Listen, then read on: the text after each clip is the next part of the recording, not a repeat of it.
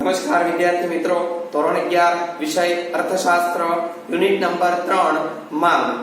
મિત્રો, ગયા લેક્ચરમાં આપણે માંગ વિધેય વિશે અભ્યાસ કર્યો હતો. માંગ વિધેય એટલે શું, માંગ વિધેયનું સૂત્ર શું રહેલું છે તેનું વિશ્લેષણ, આના વિશે આપણે અભ્યાસ કર્યો હતો.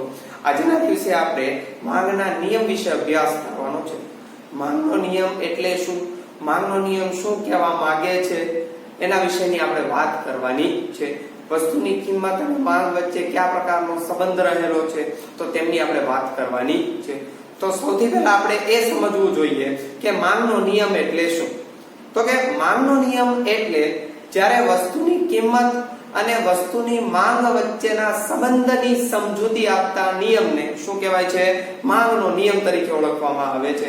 ફરી વખત, વસ્તુની કિંમત અને વસ્તુની માંગ વચ્ચેના સંબંધની સમજૂતી આપતા નિયમને માંગનો નિયમ તરીકે ઓળખવામાં આવે છે. માંગનો નિયમ કોણે રજૂ કર્યો તો કે માર્શલે રજૂ કર્યો છે. માર્શલે શું રજૂ કર્યું માંગના નિયમમાં, તો એક વાક્ય આખું રજૂ કરેલું છે કે અન્ય પરિબળો યથાવત રહે અને જો વસ્તુની કિંમત ઘટે તો માંગનું વિસ્તરણ થાય છે અને વસ્તુની કિંમત વધે તો માંગ સંકોચન પામે છે. ફરી વખત આ વાક્ય બોલું છું, ધ્યાન રાખજો. આ નિયમ છે, નિયમ કોણે આપ્યો તો કે પ્રોફેસર માર્શલે આપેલો છે. પ્રોફેસર માર્શલ નિયમની સમજૂતી આપતા કહે છે કે જ્યારે અન્ય પરિબળો યથાવત રહે, અન્ય કયા પરિબળો છે તો આપણને ખબર છે, મુખ્ય 5 પરિબળો છે. તો એ પરિબળો યથાવત રહે છે અને વસ્તુની કિંમત ઘટતા માંગનું વિસ્તરણ થાય છે. વસ્તુની કિંમત ઘટે એટલે માંગ છે વધે છે એટલે વિસ્તરણ થાય છે અને વસ્તુની કિંમત વધતા માંગ સંકોચન પામે છે. વસ્તુની કિંમત ધીમે ધીમે છે વધે તો માંગ શું થઈ જાય છે, ઓછી થઈ જાય છે, જેને કારણે માંગ શું પામે તો કે સંકોચન પામે છે. તો આમ વસ્તુની કિંમત અને માંગ વચ્ચે કેવો સંબંધ રહેલો છે, વ્યસ્ત સંબંધ રહેલો છે. કેવો છે, વ્યસ્ત સંબંધ રહેલો છે. આ વ્યસ્ત સંબંધને આપણે આકૃતિ અને આલેખ દ્વારા શીખવાનું છે. એ શું કહે છે તો એના વિશે આપણે બોર્ડ ઉપર માહિતી પ્રાપ્ત કરીએ છીએ. ચાલો, સૌથી પહેલા આપણે માંગના નિયમની વ્યાખ્યા લખીએ છીએ. શું લખીએ છીએ, માંગના નિયમની વ્યાખ્યા. હેડિંગ બાંધીએ છીએ ભાંગનો નિયમ. માંગનો નિયમ તો કે નહીં, શેનો નિયમ તો કે માંગનો નિયમ. ઓકે, માંગના નિયમની સૌથી પહેલા આપણે લખીએ છીએ અર્થ. અર્થ શું કહે છે તો કે વસ્તુની કિંમત અને વસ્તુની માંગ વચ્ચેના સંબંધની સમજૂતી આપતા નિયમને માંગનો નિયમ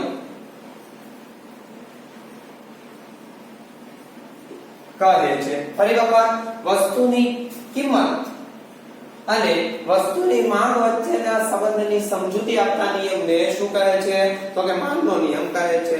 બે વચ્ચેની સમજૂતી છે, એક તો કિંમત અને બીજું છે વસ્તુની માંગ. આ બેની વચ્ચે જે સંબંધ રહેલો છે એના વિશેની જે માહિતી આપે છે એને કહેવામાં આવે છે માંગનો નિયમ.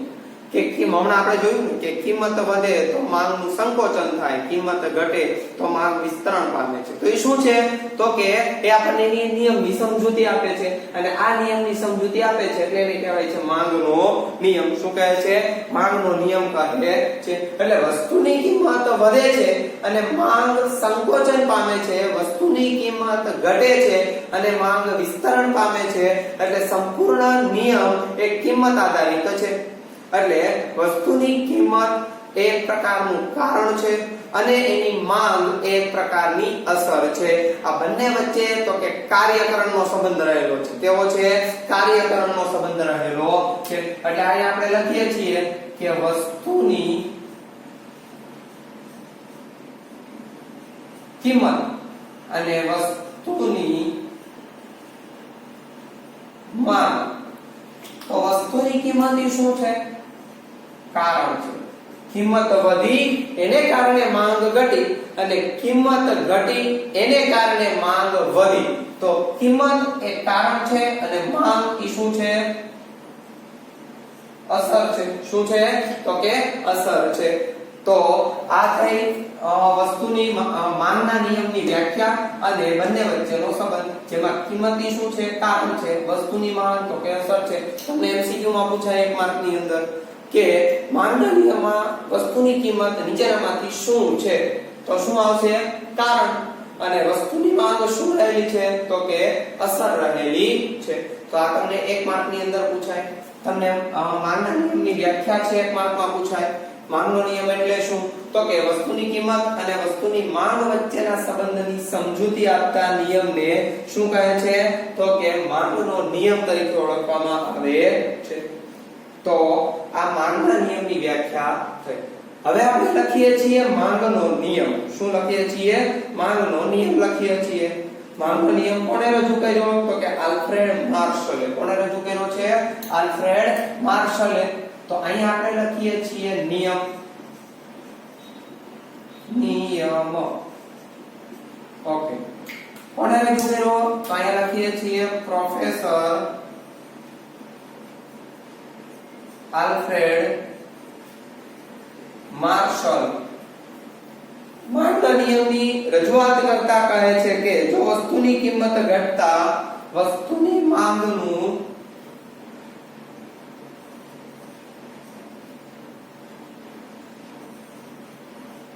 અન્ય પરિબળો યથાવત રહેતા અને જો યથાવત રહે અને જો વસ્તુની કિંમત અન્ય પરિબળો યથાવત રહેતા વસ્તુની કિંમત ઘટતા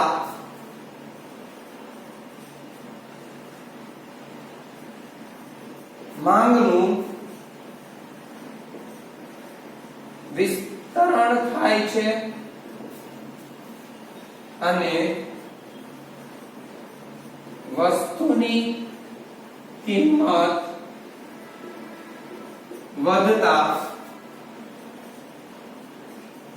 માંગનું સંકોચન થાય છે. આમ વસ્તુની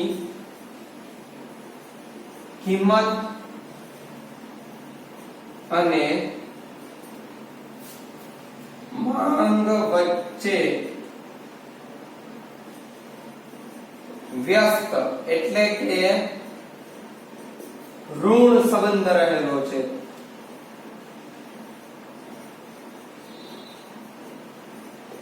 ઓકે, ચાલો આ છે માર્શલે આપેલો માંગનો નિયમ. શું છે?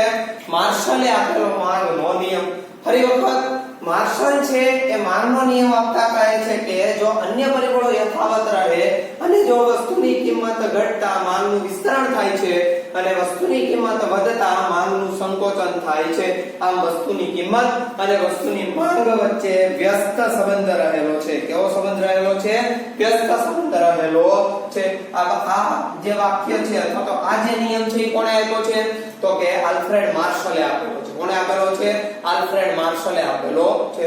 અને આ નિયમ છે એ હકીકત આધારિત છે, સત્ય છે. શું કામ સત્ય?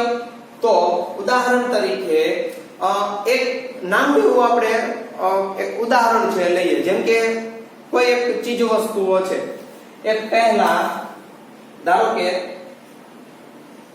100 રૂપિયાની મળતી હોય, બરોબર? ચાલો ધારું નથી, તમને સરસ મજાનું એક છે ઉદાહરણ આપું છું અને તમને એની અંદર રસ પણ થશે. ઉદાહરણ તરીકે એપલ.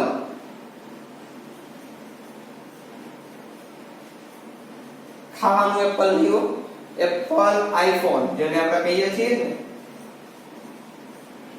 ચાલો આ આઈફોન છે એની કિંમત ધારો કે હાલના તબક્કે 15,000 રૂપિયા છે. બહુ મોટો ફોન આપણે નથી જોતો, એટલે સૌથી નાનું મોડેલ છે ને આપણે લઈએ છીએ. ચાલો આઈફોન એટલે કે એપલ નું મોબાઈલ ની કિંમત કેટલી છે? 15,000 રૂપિયા છે. બધા લોકો ખરીદી શકે છે કારણ કે લોકોનું જીવન સ્તર કેવું છે તો કે સારું છે. હવે જો વસ્તુની કિંમત આ 15,000 કરતા ઘટીને 8,000 રૂપિયા થઈ જાય તો એની માંગ શું થશે? વધી જશે ને. 15,000 ની કિંમત હતી ત્યારે તો કે 50 લોકો માંગ કરતા હતા. 8,000 રૂપિયા કિંમત થઈ ગઈ ત્યારે તો કે 170 લોકો માંગ કરે છે. કેટલા લોકો? 170 લોકો શું કરે છે? માંગ કરે છે. કિંમત ઘટી તો માંગ શું થઈ ગઈ? વધી ગઈ ને. જો તમે 50 લોકોમાંથી કેટલા થઈ ગયા? તો કે 170 લોકો માંગ કરવા લાગ્યા. એ જ રીતે જો આ જ એપલ કંપનીના મોબાઈલની કિંમત વધીને 15,000 થી વધીને ધારો કે 21,000 રૂપિયા થઈ જાય તો 50 થી ઘટીને માંગ પણ કેટલી થઈ જાય? તો કે 20 એકમની થઈ જાય છે. કારણ કે કિંમતમાં શું થઈ ગયો? વધારો થઈ ગયો ને. કિંમત વધી ગઈ એટલે માંગ શું થઈ ગઈ? ઘટી ગઈ. કિંમત છે એ ઘટે તો માંગ વધે છે એટલે વિસ્તરણ થયું એમ ગણવામાં આવે છે. તો આ સત્ય ઘટના છે. આપણે પણ કોઈ પણ ચીજ વસ્તુમાં આવું જ કરતા હશું. જેમ કે આપણે બજારમાં કપડા લેવા જઈએ તો કે ભાઈ આ પેન્ટ તો કે 800 રૂપિયાનું છે પણ હવે એનો ભાવ વધીને 1000 રૂપિયા થઈ ગયા. આપણે કહી દે કે હવે ભાઈ એ પેન્ટ લેવા દો ને, આપણે એ નથી લેવું, આપણે બીજું પેન્ટ લઈ લઈશું. તો એ શું છે? તો કે કિંમત વધી ગઈ તો માંગ શું કરી? તમે ઘટાડી દીધી ને. પહેલા એ માંગ કરતા હતા, હવે તમે માંગ કરતા નથી. તો કિંમત છે એ વધી એને કારણે માંગ ઘટી ગઈ છે. હવે એ જે 800 રૂપિયાનું પેન્ટ તમને 400 મળવા લાગે તો એ ભાઈ બી આપી દેલાઈ દીધી. શું કરીએ છીએ? માંગ ધીમે ધીમે વધારતા જઈએ છીએ. તો આમ વસ્તુની કિંમત વધે ત્યારે માંગ ઘટાડીએ છીએ, વસ્તુની કિંમત ઘટે ત્યારે માંગ શું કરીએ છીએ? તો કે વધારી રહીએ છીએ. આ નિયમ આપ્યો છે આલ્ફ્રેડ માર્શલે. હું વારંવાર એટલા માટે કહું છું કે તમારા લોકોને એક્ઝામ ની અંદર પૂછાય છે. બરોબર? તો ફરી વખત માંગનો નિયમ કોણે આપ્યો? પ્રોફેસર આલ્ફ્રેડ માર્શલે. નિયમ આપતા કહ્યું કે અન્ય બળો યથાવત રહે અને જો વસ્તુની કિંમત ઘટતા માંગનું વિસ્તરણ થાય છે અને વસ્તુની કિંમત વધતા માંગનું સંકોચન થાય છે. ઓકે, આ નિયમ છે એ કોણે આપ્યો? તો કે આલ્ફ્રેડ માર્શલે. આમ માંગ અને કિંમત વચ્ચે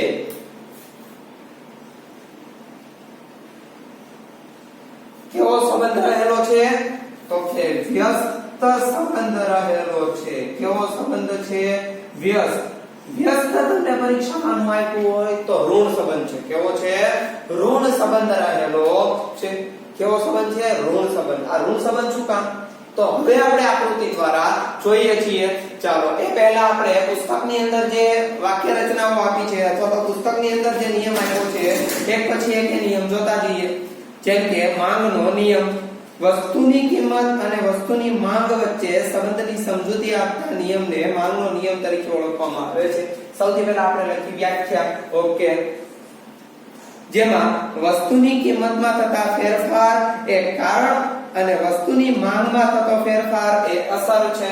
વસ્તુની કિંમતમાં થતો ફેરફાર એ કારણ, વસ્તુની માંગમાં થતો ફેરફાર એ અસર છે. ઓકે, બે બાબત છે આપણે જોઈ. પહેલો પેરેગ્રાફ. હવે જોઈએ છીએ બીજો પેરેગ્રાફ જે નિયમનો છે. આ નિયમ પ્રોફેસર આલ્ફ્રેડ માર્શલે રજૂ કર્યો. માંગનો નિયમ તમને કોણે રજૂ કર્યો? આલ્ફ્રેડ માર્શલે. કોણે રજૂ કર્યો?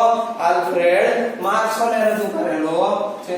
અને નિયમ આપતા કહ્યું કે જો અન્ય પરિબળો યથાવત રહે, સાથે સરખાવતા જાજો મિત્રો.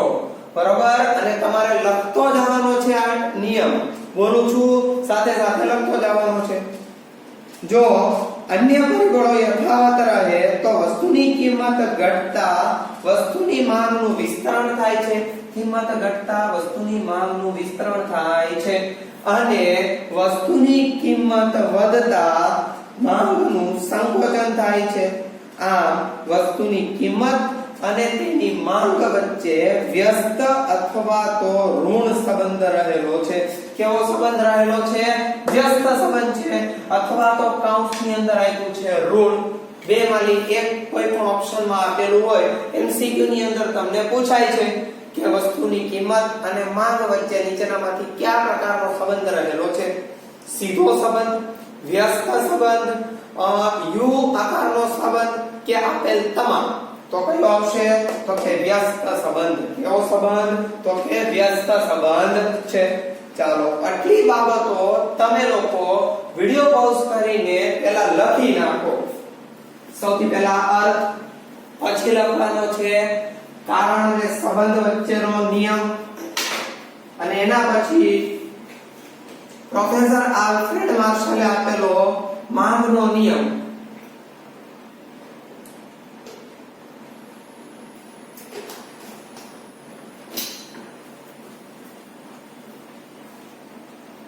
ઓકે, આ નિયમ તમે વિડિયો પોઝ કરીને લખી નાખ્યો હશે. તો હવે વિદ્યાર્થી મિત્રો આપણે આ નિયમની કેટલીક ધારણાઓ જોવાની છે. શું જોવાનું છે? નિયમની કેટલીક ધારણાઓ જોવાની છે. આ ધારણા શું છે? તો કે આ જે નિયમ છે એને આધારે કેટલીક બાબતો તારવવામાં આવી છે. હમણાં આપણે નિયમમાં જોયું ને, અન્ય પરિબળો યથાવત રહે. અન્ય પરિબળો એટલે કયા કયા પરિબળો? તો કે વસ્તુની અભિરુચિ એટલે કે વ્યક્તિની અભિરુચિ અને પસંદગી, વ્યક્તિની આવક, સંબંધિત વસ્તુની કિંમત, ભવિષ્યમાં કિંમતો અંગેની અટકળો અને વસ્તી અથવા તો વસ્તીનું વય જૂથ. આ શું છે? 5 પરિબળો. એ માંગને અસર કરતા અન્ય પરિબળો છે. એટલે કીધું છે કે અન્ય પરિબળો યથાવત રહે. અન્ય પરિબળોમાં કોઈ ફેરફાર કરવાનો નથી.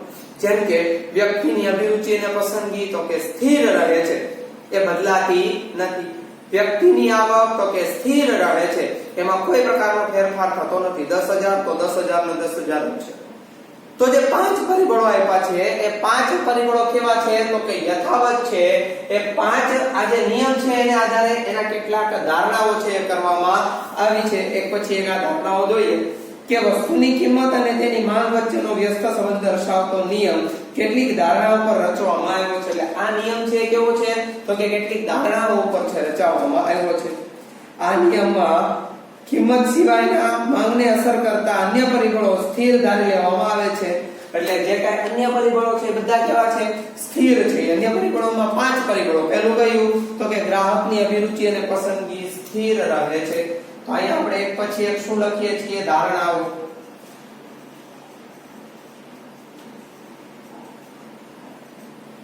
આ નિયમ તમને સમજાવો એને આધારે આ ધારણાઓ છે. જેમાં સૌથી પહેલી ધારણા, વ્યક્તિની અભિરુચિ અને પસંદગી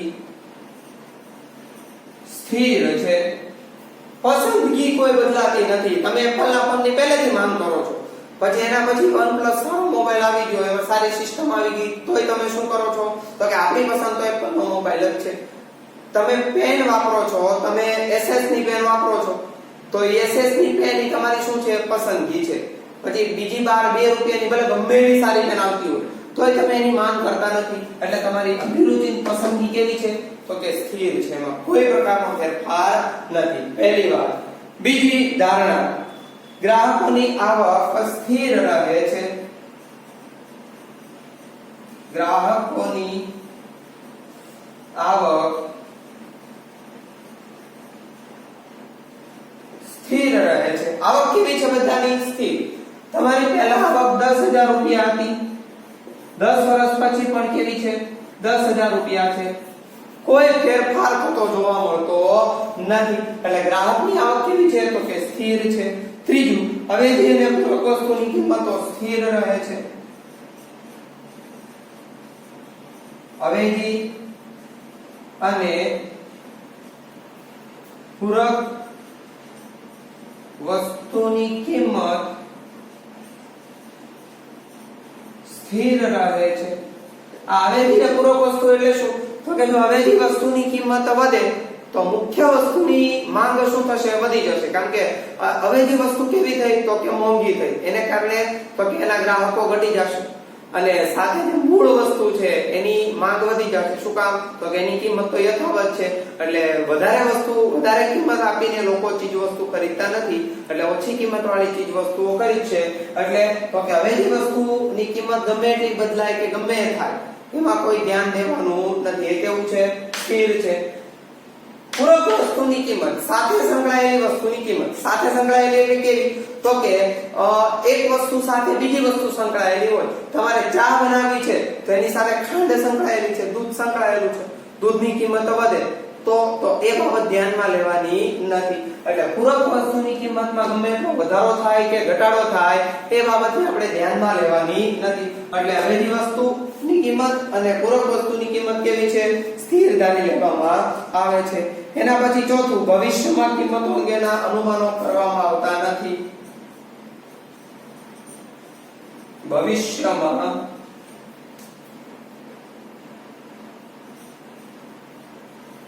કિંમતો અંગેના અનુમાનો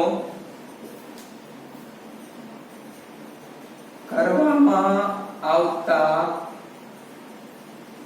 નથી. આજે ધારો કે અત્યારે કોઈ વસ્તુની કિંમત 500 રૂપિયા છે, ભવિષ્યમાં એની અટકળ થાય કે ભાઈ એની 500 રૂપિયાથી વધીને 700 રૂપિયા થઈ જવાની છે, તો વર્તમાનમાં માંગ શું થશે? વધી જશે. કેમ કે ભવિષ્યમાં તો કે મોંઘી વસ્તુ કોઈ ખરીદવાનું નથી. એટલા માટે આવી અટકળ કેવી છે?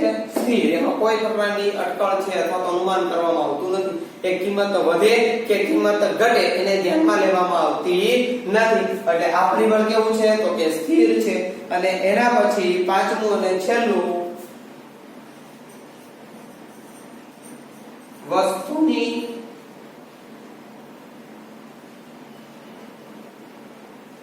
વસ્તીની સંખ્યા અથવા તો વસ્તીનું પ્રમાણ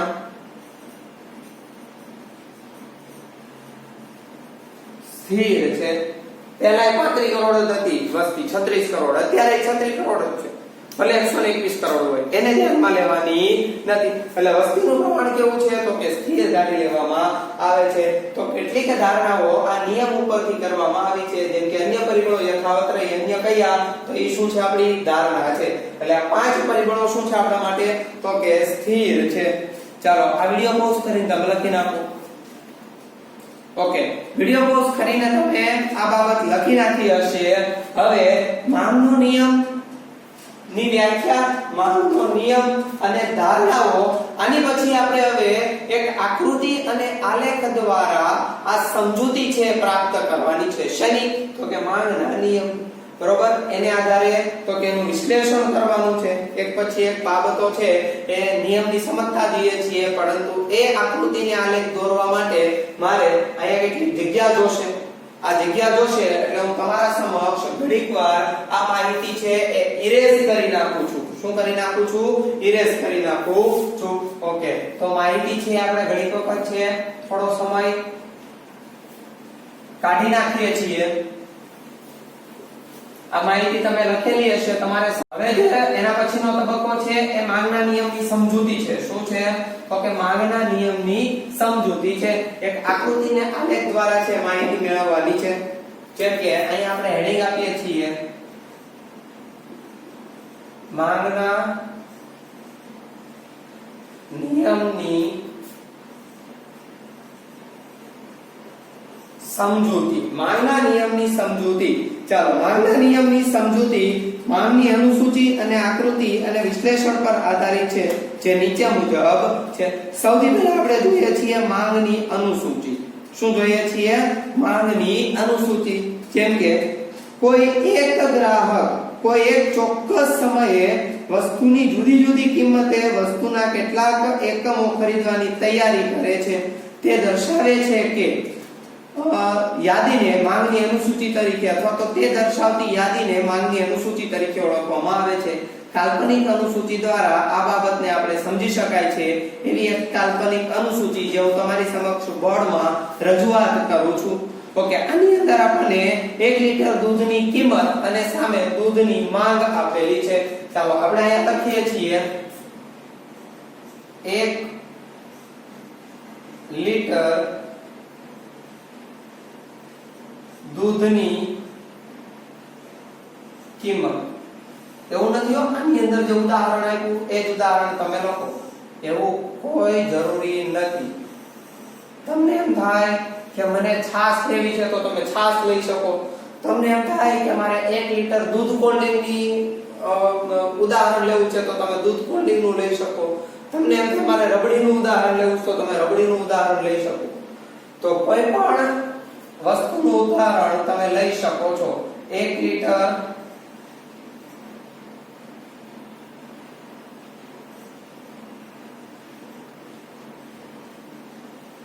દૂધની માંગ.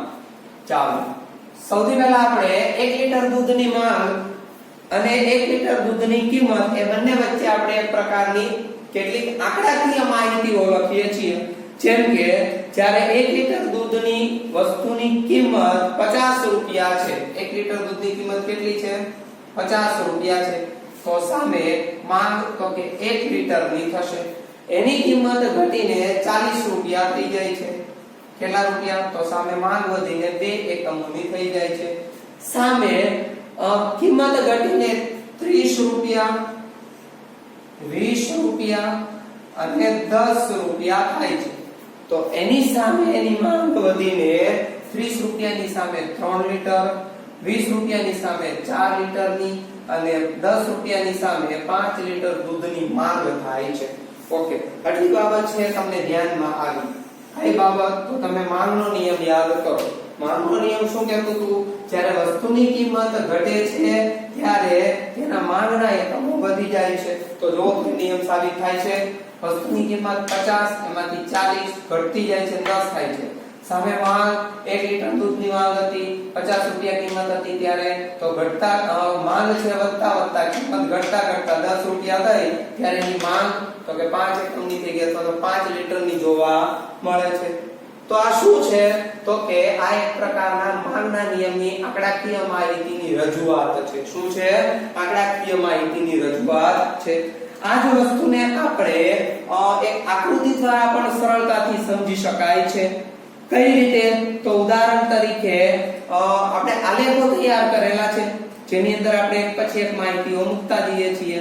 y ધરી પર વસ્તુની કિંમત અને x ધરી પર દૂધના લીટરની માંગ એ આપણે એની એક પ્રકારની આકૃતિની રજૂઆત કરીએ છીએ.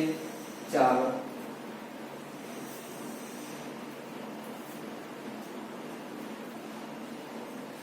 આવું તમે ગાળતા શીખ્યા છો? હા, તો ગાળતા જાવ સાથે. ચાલો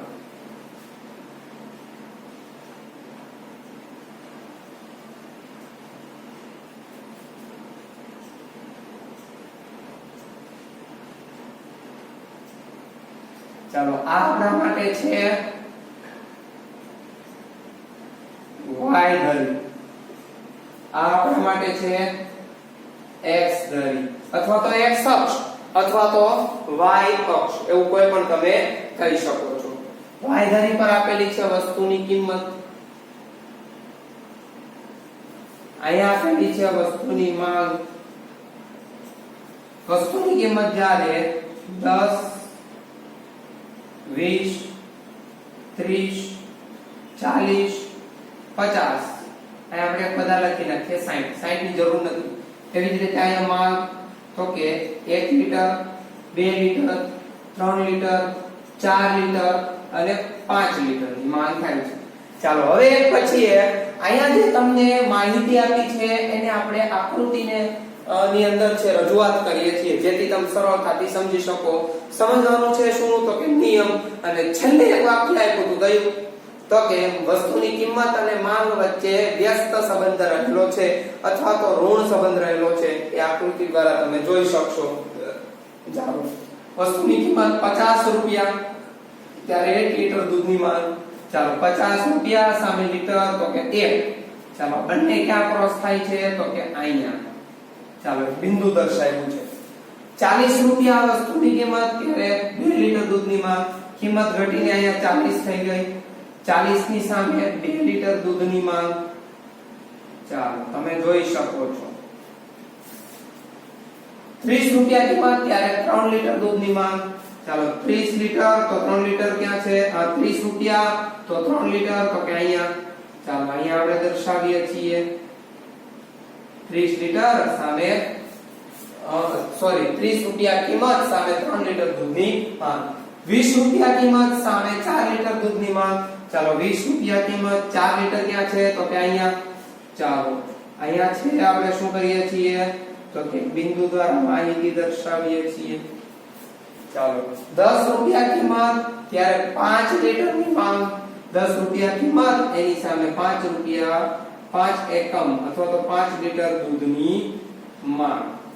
ચાલો હવે તમે જુઓ આપણે કેટલીક માહિતી બિંદુઓ દ્વારા પ્રાપ્ત કરી છે. શેના દ્વારા માહિતી પ્રાપ્ત કરી છે? બિંદુઓ દ્વારા માહિતી પ્રાપ્ત કરી છે. તો હવે આ માહિતીને સૌથી પહેલા આપણે દર્શાવીએ છીએ ત્રુટક લાઈન. કેવી લાઈન? ત્રુટક લાઈન. ત્રુટક એટલે તૂટેલી લાઈન.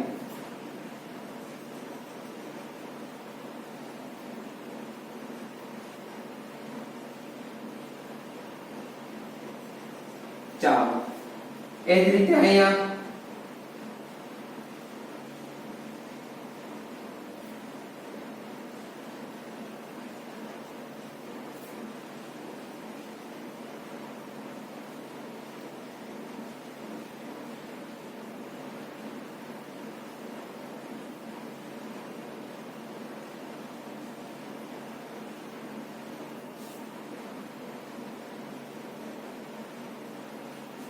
ચાલો હવે તમે જોઈ શકો છો આ એક બિંદુ, આ બીજું બિંદુ, આ ત્રીજું, ચોથું અને પાંચમું. તો આને આપણે બિંદુના નામ આપી દઈએ છીએ. ઉદાહરણ તરીકે A, B, C, D અને E. એને જોડતી એક રેખા આપણે તૈયાર કરીએ છીએ. આ બિંદુઓને છેદતી એક રેખા તૈયાર કરીએ છીએ. શું કરીએ છીએ? એક રેખાબેનને તૈયાર કરીએ છીએ. આ જે રેખા મળે છે એ આપણા માટે બને છે માંગ રેખા. શું બને છે? માંગ રેખા, જેને આપણે નામ આપી દઈએ D રેખા. બરાબર, શું નામ આપ્યું છે? તો કે DD રેખા નામ આપેલું છે. ઓકે, આને આપણે છે ને DD રેખા એની બદલે આપણે કેપિટલ આપીએ તો માહિતી અલગ પડશે થોડી.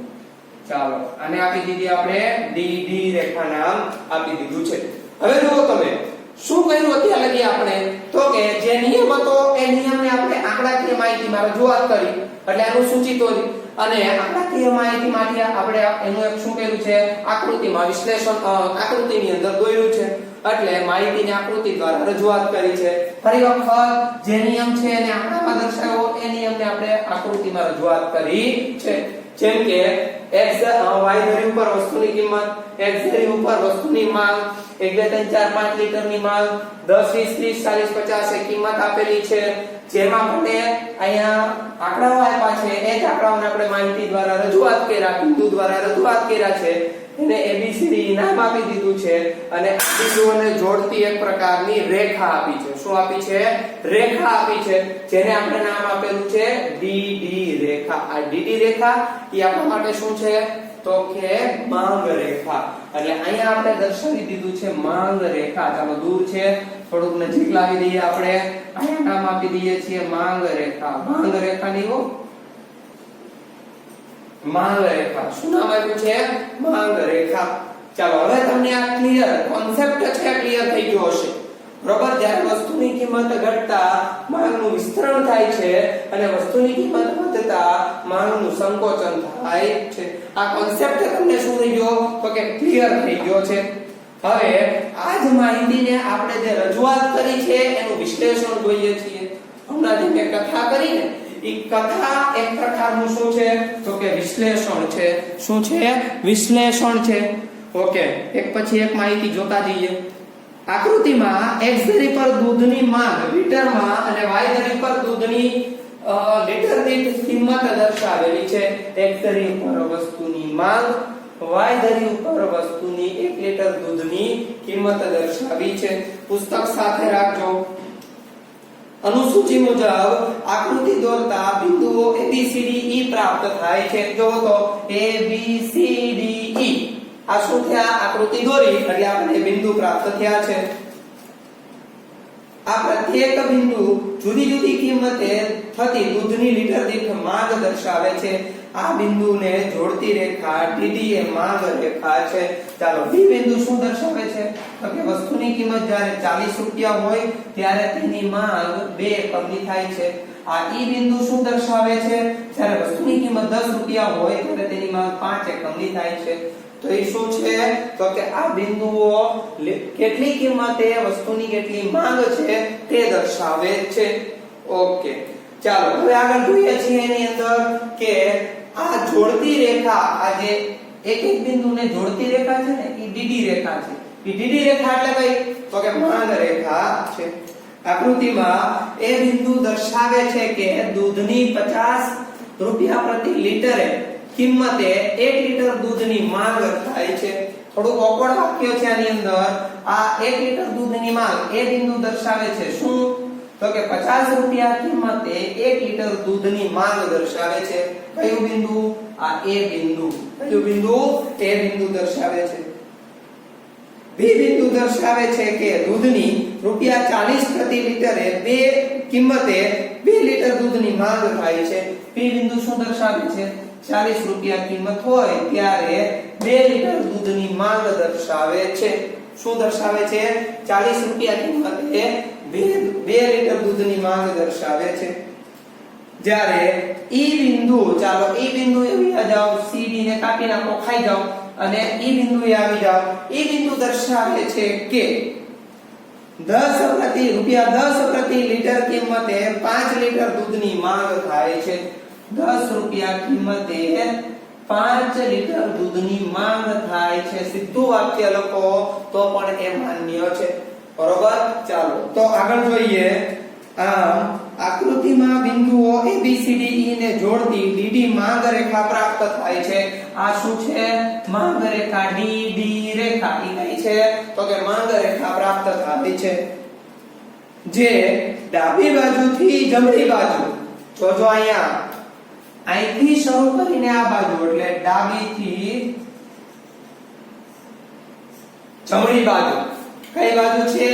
ડાબીથી જમણી બાજુ ઉપરથી નીચે તરફ ગતિ કરે છે. જોવો તો A B C D E ઉપરથી નીચે ગતિ કરે છે. તો કે હા, ગતિ કરે છે.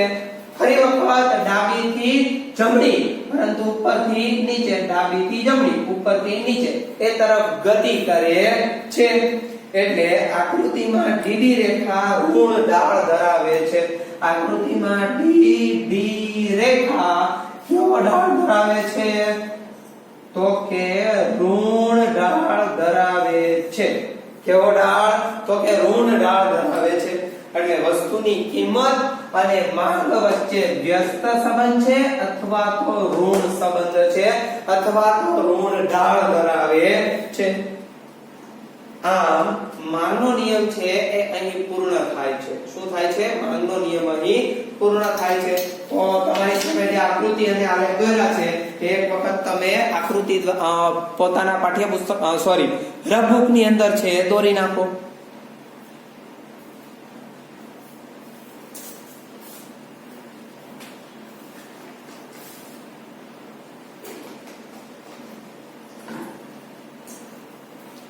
ઓકે, વિડિયો પોઝ કરીને હવે તમે આ આકૃતિ અને જે કઈ માહિતી આપી છે એ માહિતી તમે દોરી નાખી હશે. તો વિદ્યાર્થી મિત્રો, આજનો જે ટોપિક છે એ માંગનો નિયમ છે.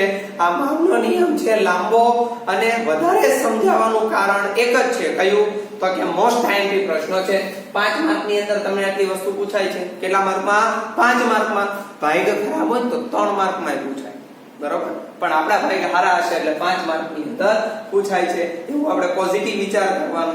ચાલો તો ફરી વખત માંગનો નિયમ છે એની અંદર સૌથી પહેલા માંગના નિયમની વ્યાખ્યા, પછી છે કારણ અને અસર વચ્ચેનો સંબંધ, પછી માંગનો નિયમ, પછી એની માંગના નિયમની સમજૂતી કોના દ્વારા? તો કે સૌથી પહેલા છે એ આ કોષ્ટક દ્વારા, એટલે અનુસૂચિ આપવાની.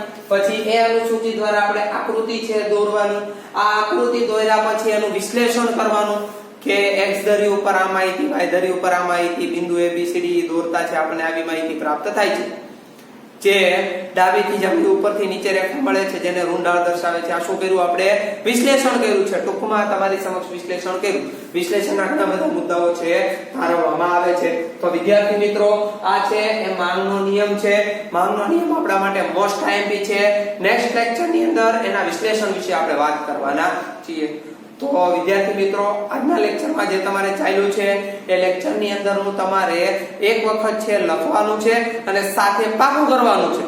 બરોબર? તો આ પાકું કરીને પછી તમારે મોઢે લખવાનું છે. તો આવતા લેક્ચરમાં આપણે ફરી વખત મળશું. ત્યાં સુધી વિદ્યાર્થી મિત્રો ઘરે રહો, સ્વસ્થ રહો. જરૂર હોય તો જ તમે બહાર નીકળો. ત્યાં સુધી